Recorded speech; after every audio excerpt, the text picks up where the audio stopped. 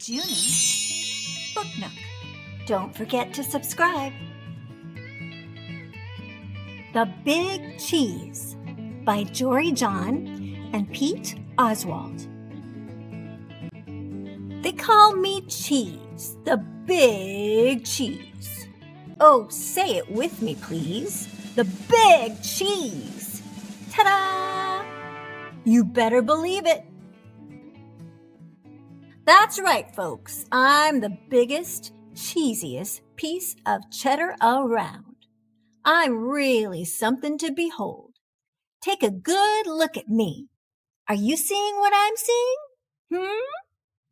Have you ever observed a more impressive cheese in your life? It's not just my stature either. It's my presence, my vibe, the energy I emanate, the excitement I exude. It's the way I fill a room, or a theater, or a stadium. Wherever I go, I cause a fuss. Heads turn, jaws drop, gasps are audible. That's why they call me Cheese. Oh, say it with me, please. The Big Cheese. Ta-da! You'd better believe it. How did I get such a good, or should I say Gouda, reputation? Well, I wasn't always a big shot. I grew up on a crowded platter in a tiny kitchen. I was an unremarkable little curd. We lived quiet lives of pasteurization. But I wasn't happy with the status quo. Oh, no. I wanted to make a big old name for myself. So I resolved to become a big cheese. I wanted the praise, the cheers, the spotlight, the attention, the ovations, the celebrations. I set to work, and before long, I was on the fast track to success. I dressed to impress. I shredded the competition. I stole every show.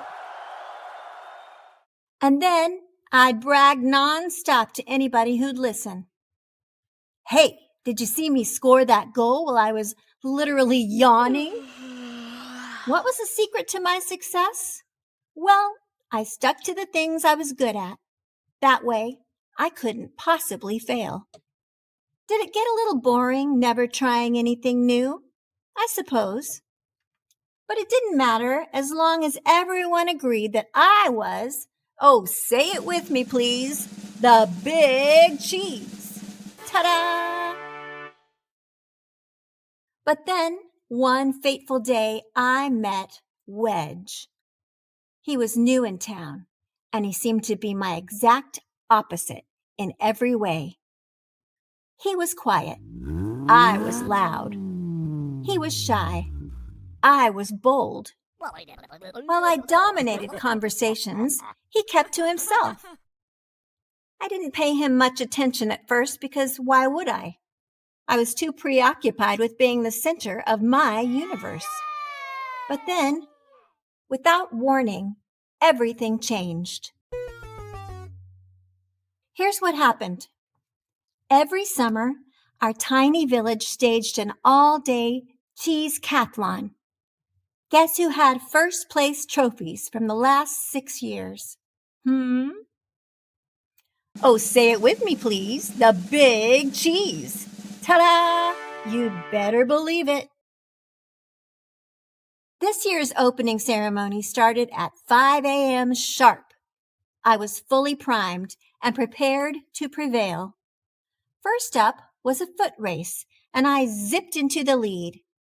Within seconds, though, there was someone at my heels. I could hear his breath, the pitter-patter of his agile feet. It was Wedge. I could not believe it. Oh, he was fast. Not just fast, but skilled, disciplined. He paced himself. We were neck and neck for most of the race, but when I slipped on a rogue pebble, Wedge swerved, sped up, and beat me by a nose. A cheese nose. For the first time, I'd come in second place. Oh, the indignity. But there was no time to sulk because the next leg of the competition had already started. It was a game of chess. Before I could think or blink, Wedge had taken my king in 4 moves, and while I was busy protesting to the judges, he'd already moved on. The following events were a blur of loss after humiliating loss. It turned out that Wedge was quietly excellent at everything. Even when he won, though, he didn't gloat. He was so humble. It was odd. It was disconcerting. It was absolutely baffling. Finally, I watched in dismay as Wedge trounced me one last time, and the day came to a bitter end. Well, bitter for me, at least. I went through every possible emotion. Arr! Ah! No! Boo! Until I'd finally exhausted myself. As I lay in the muck, I heard a thunderous voice making the dreaded announcement. First place goes to newcomer Wedge Wedgeman. The crowd roared its approval. What had just happened? It was honestly hard to fathom. I closed my eyes. Suddenly, inexplicably, I felt a sense of calm come over me. I listened to my breathing, to the steady beating of my heart. Yes, I had lost again and again and again. But after all that, I actually felt okay.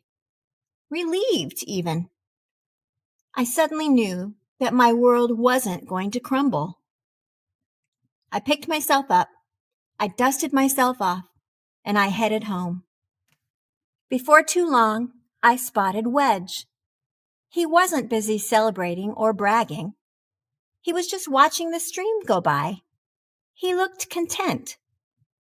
We chatted for a bit. It turned out that Wedge had a fascinating life story. I found myself getting caught up in a great conversation. A conversation that wasn't all about me. That day, I realized something. Maybe it didn't matter if I wasn't the best at everything. In fact, perhaps it was healthy for me to lose for once. And sure, my ego was bruised in the short term, but over time, I gained some perspective on what's really important. Losing taught me about empathy and humility. It showed me that I'd become so focused on winning that I was missing out on the joy of participating. And it helped me see that I can live with defeat, even if I get a bit angry or frustrated at first. These days, I'm trying not to worry about whether I win or lose. I don't have to impress everyone all the time. I let others have the spotlight. And I've taken up some new hobbies, just for me. Yes, I'm trying to be a better wheel of cheddar. So now, when I brag about something, well, I mostly brag about my friends. Whoa, did you see that? What a move! Because it turns out that anyone, from a crumb of gorgonzola to a fleck of feta to an unassuming wedge of brie, can be, oh, say it with me, please, the big cheese. Ta-da! You better believe it. The end. If you like this video, please subscribe for more. Thank you for watching.